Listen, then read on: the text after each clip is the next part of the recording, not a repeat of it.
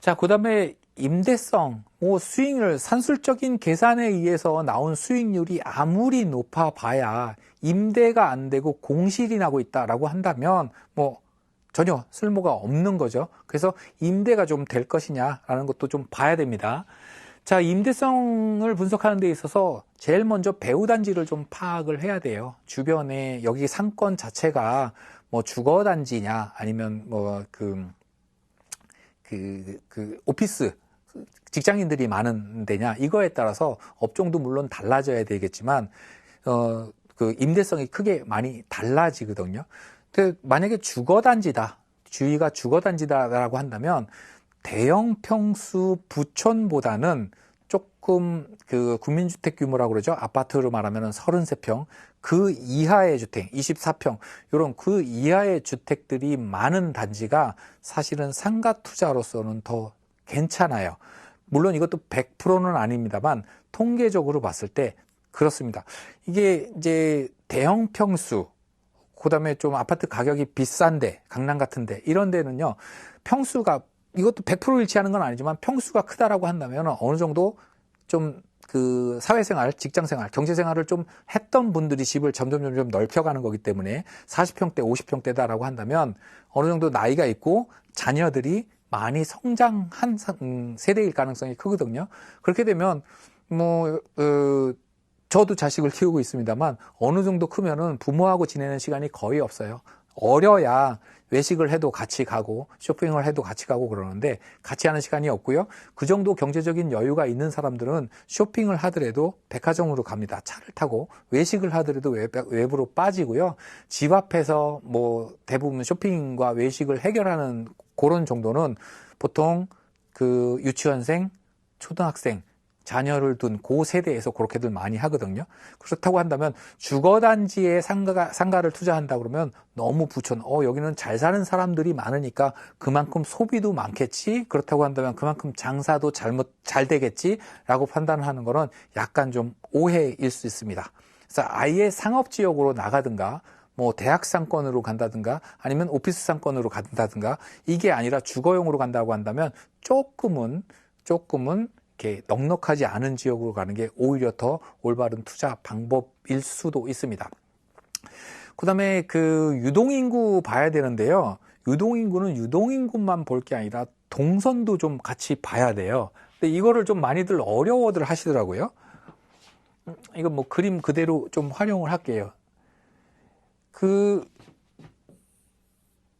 유동인구가 이렇게 많은데 이렇게는 전혀 없는 그런 거리도 굉장히 많아요. 그러면 같은 상가에서 아까도 말씀드렸지만 같은 상가 건물이라고 하더라도 이쪽은 장사가 잘 되는데 이쪽은 썰렁한 공실 나 있는 이런 경우도 굉장히 많아요. 또 유동인구가 이렇게 많은데 길 이쪽에도 이제 인도가 있을 거고요. 이쪽에도 인도가 있겠죠.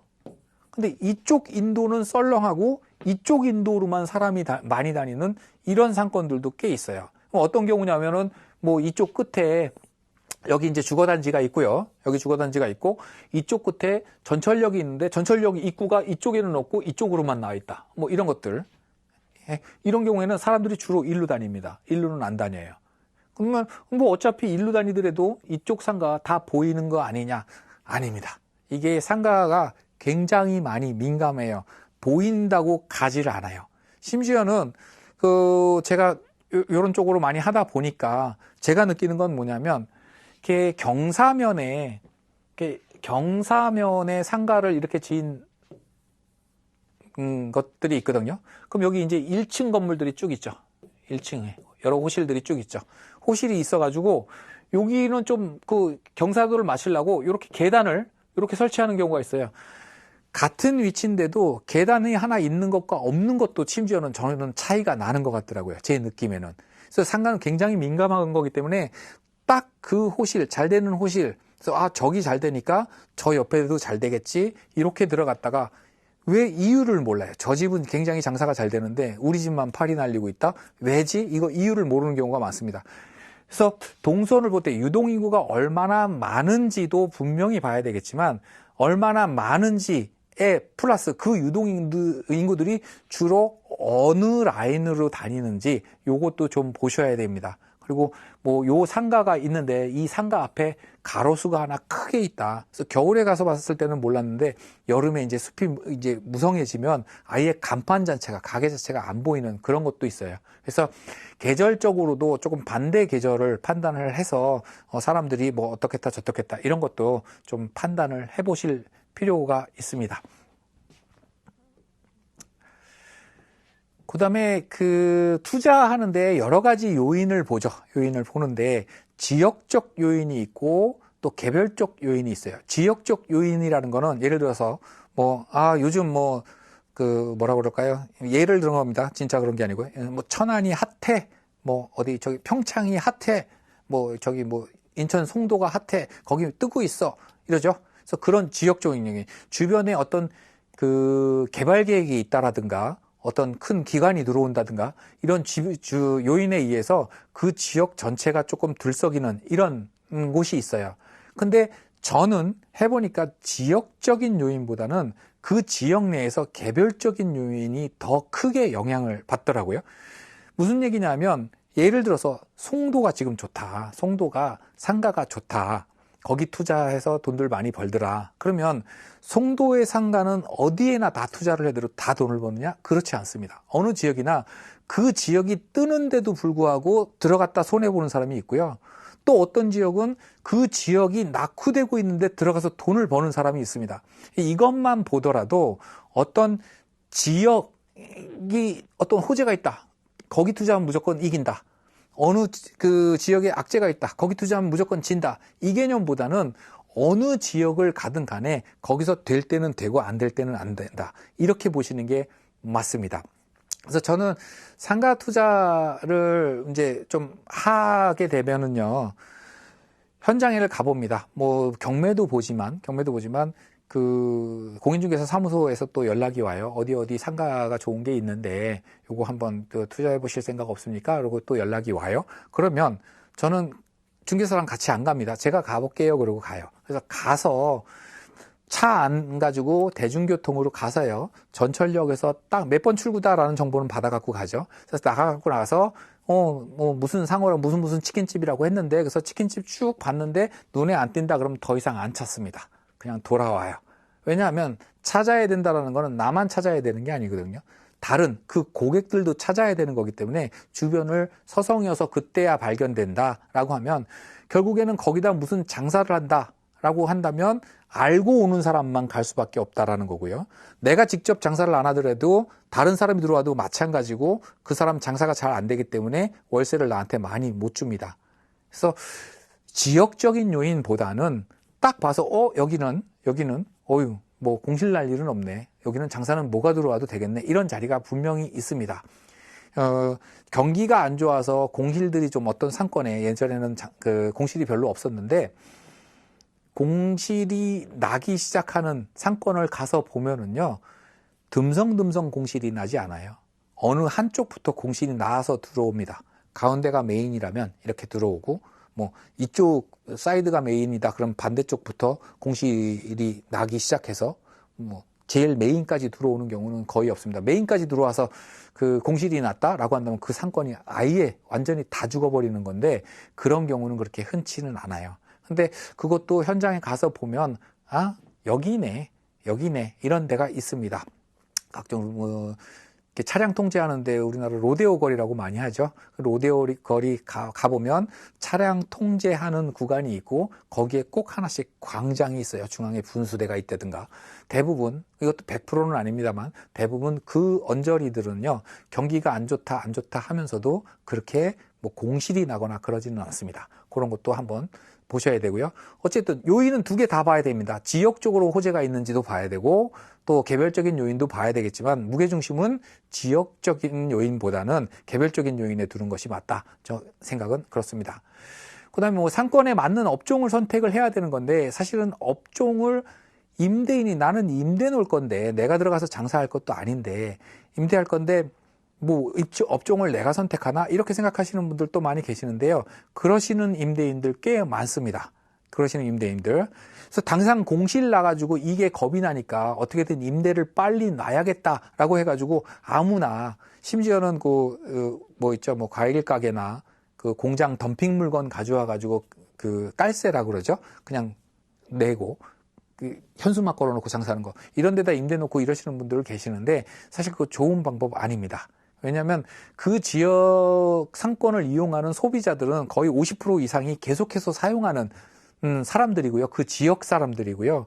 가게가 수시로 바뀌게 되면 이미지가 좀 깎여요. 어차피 기존에 하던 가게 다 들어없고 새로 들어온 건데 그게 무슨 상관이야? 하시는 분들 계시는데요. 상관 있습니다. 그래서 임대인들 중에서 조금 물론 여유가 있어야 됩니다. 공시를 감수할 만한 여유가 좀 있어야 된다라는 전제는 있습니다만 어쨌든 임대 사업 좀 많이 해보신 분들은 업종을 정해요. 여기는 커피숍. 주변에 뭐가 없네. 그래서 장사될 만한 업종을 본인이 선택해가지고 거기에 맞춰달라고 얘기를 해요. 그래서 그 프랜차이즈 본사에다 전화를 하시는 분들도 계시고요. 왜 그러냐 하면 그렇게 장사가 잘 될 가게가 들어와야 장사가 잘 되고 그래야 내가 월세를 많이 받을 수 있고 다 자꾸 그 임차인이 바뀜으로 인해서 그 머리 아픈 일도 없고 이러다 보니까 업종 선택도 그냥 나는 임대만 할 건데 장사는 몰라도 돼 이렇게 생각하지 마시고 내가 직접 장사를 안 한다고 하더라도 상가로 수익을 얻겠다, 상가 임대를 하겠다라고 한다면 장사도 어느 정도는 관심을 가지셔야 됩니다. 요즘 뜨는 프랜차이즈가 뭐가 있고 저 정도 규모에서 이 프랜차이즈 장사를 하면 대충 매출은 어느 정도 나오고 그러면 마진율은 어느 정도 되고 이런 것까지도 좀 아시면 그 상가 투자해서 임대 수익률을 높이는데 많이 도움이 될 수 있습니다. 제가 여러분들한테 또 하나 추천하지 않는 건 이것도 역시 100%는 아닙니다만 신도시 상가에 새로 분양하는 상가는 저는 추천드리지는 않아요. 이건 경매로 나오는 것도 있습니다만 분양들 많이 하죠.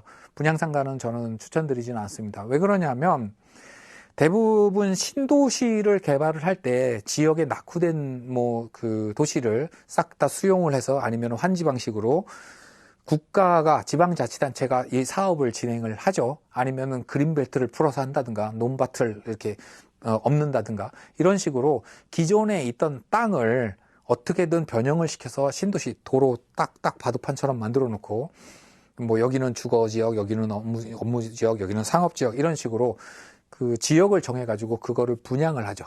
주거용 주거용 택지 같은 경우에는 건설회사에 아파트 용지로 분양을 한다든가 이런 식으로 분양을 하는데 똑같은 면적인데 주거용으로 팔 때의 평당 가격과 상업용지로 팔 때의 평당 가격이 달라요. 어느 게 더 높겠어요?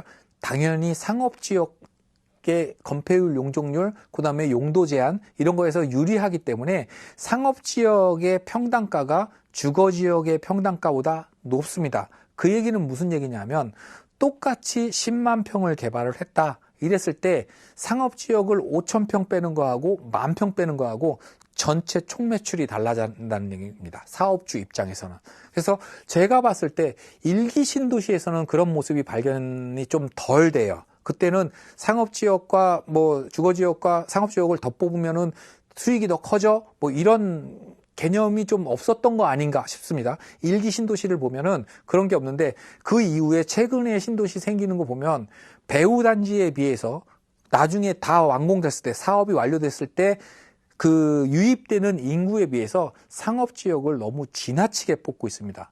물론 그 인구가 유입이 되기 때문에 장사가 어느 정도는 돼요. 어느 정도는 되는데 그 어느 정도 되는 정도의 상업지역만 뽑아주면 상가를 분양받아서 다 골고루 먹고 살 텐데 너무 필요 이상으로 많이 넓게 상업지역을 뽑다 보니까 되는 데만 됩니다. 그래서 신도시를 절대 들어가지 말라는 건 아닙니다. 내가 신도시 다 입주하기 전에 사업이 끝나기 전에 딱 도면만 놓고 보더라도 이쪽 상가는 죽겠구나. 이쪽 상가는 그래도 살겠구나라는 거를 정확히 보실 수 있다라고 한다면 되는 상가를 분양받으시면 되는데 그게 그렇게 쉬운 일이 아니에요. 뚜껑을 열어봐야 안다고 얘기를 하는데 결국에는 다 형성이 되고 나서 보면은 이쪽은 의외의 지역이 공실이 나고 의외의 지역이 손님들이 많이 몰리는 이런 경우가 많이 일어나거든요. 그때 되면 가격이 좀 올라가지 않겠느냐, 프리미엄이 붙지 않겠느냐. 저는 그걸 더 주고 사는 건 추천드려요. 분양가는 1억이었는데 1억 2천이면 2천만 원 더 주는 거 아니냐? 그 2천만 원 아까워하지 마시고요. 그 리스크 비용이라고 생각을 하세요. 1억 주고 엉뚱한 거 받아서 다 날릴 뻔한 거 그냥 2천만 원 주고 확실한 거 받는다. 이렇게 생각을 해야지 1억이면 분양받았으면 1억인데 내가 왜 2천만 원을 더 줘? 이렇게 생각하면 투자 잘 못하시는 겁니다.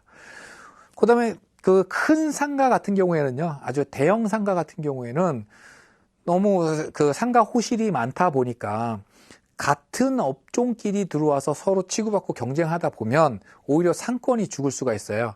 그래서 큰 상가 같은 경우에는 처음에 시행사가 분양을 할 당시에 각 호실별로 그 겸업 금지라고 해서 업종을 지정하는 경우가 있습니다. 특히 뭐 요즘 그 지식산업센터라고 하죠. 아파트형 공장 분양할 때 상가 아파트형 공장에 워낙 입주민들이 많다 보니까 입주하는 회사원들이 많다 보니까 상가가 굉장히 좀 핫하거든요. 그래서 이 상가를 처음에 분양 받아가서 그 밑에서 장사를 하는데 맨 커피숍만 들어와요. 다 편의점만 들어와요. 다 중개사무소만 들어와요. 이러면 정작 입주민들이 그거 외에 다른 거 필요한 것들이 못 들어오기도 하고요. 들어와 있는 커피숍들끼리 싸움을 하고요. 이러다 보니까 분양을 하면서 겸업 금지 특약을 걸고 분양을 하는 경우가 있습니다. 그래서 예를 들어서 커피숍은 101호에서밖에 못합니다. 부동산 중개사무소는 102호에서밖에 못합니다. 또 뭐 편의점은 103호에서밖에 못합니다. 이런 업종을 지정을 해서 분양을 하고요. 그렇게 되면 그 나머지 호시들은 이렇게 지정된 업종, 그 업종을 같이 경업할 수 없습니다.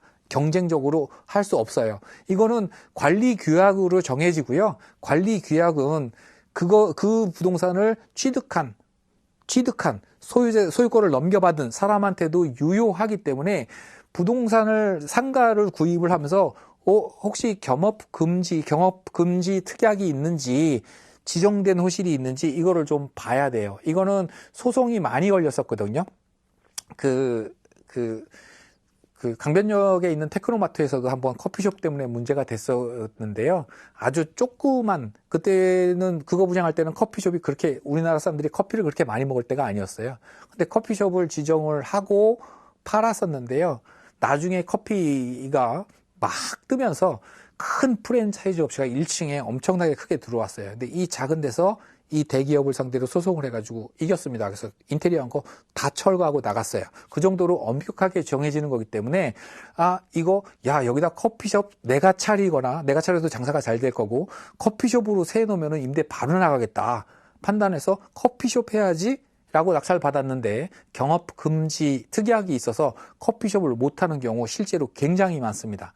그래서 이 단독 건물이면 상관이 없는데 큰 건물에 여러 구분 상가가 있는 경우, 그래서 내가 저기에 못 들어가면 장사가 잘 되겠다라고 판단해서 그 업종으로 취득하는 경우, 경매든 분양이든 마찬가지입니다. 그렇게 취득하는 경우는 반드시 경업 금지 특약이 있는지 확인을 하셔야 됩니다. 자, 이렇게 해서 우리 권리 분석도 잠깐 들여다봤고요. 수익률 분석, 그다음에 임대성 분석까지도 같이 봤습니다. 근데 정말 상가는 제가 해보면 어려운 것 같아요. 장사가 잘 되다가도 똑같은 그 업종에서 심지어는 간판도 안 바꾸고 그대로 권리 양수를 받아가지고 새로운 임차인이 들어왔어요. 제가 가서 맛을 봐도 뭐 달라진 게 없어요. 서비스는 오히려 더 좋았어요. 이런데도 장사가 더 안 되는 경우도 있고, 장사가 잘 돼서 확장 하나 하고 확장 공사 보름 했더니 그 다음부터 문 열어놨더니 그냥 또 팔이 날리는 경우도 있고. 그래서 저는 뭐 부동산 오래 했습니다만 신도시 상권을 보고 상업지역에 대한 지도를 받아봤을 때 이 지역이 잘 되겠다, 이 지역이 잘 되겠다 아직도 좀 자신이 없어요. 그래서 상가 같은 경우에는 뭐 주택 같은 경우에는 주로 내가 거주하기 위해서 들어가는 경우가 많기 때문에 조금 잘못 샀다 이러더라도 내가 조금 불편을 감수하면은 되고요. 그 값에 또 팔리기는 합니다. 근데 상가 같은 경우 하나 잘못 들어가가지고 공실 나면 팔리지도 않습니다. 가격을 많이 낮춰도 팔리지도 않기 때문에 저는 가급적이면 검증된 물건을 비싼 가격을 주더라도 제값 주고 취득하는 쪽을 추천해 드립니다. 이렇게 상가 경매로 내 상가 알아보기 마련하기 봤습니다.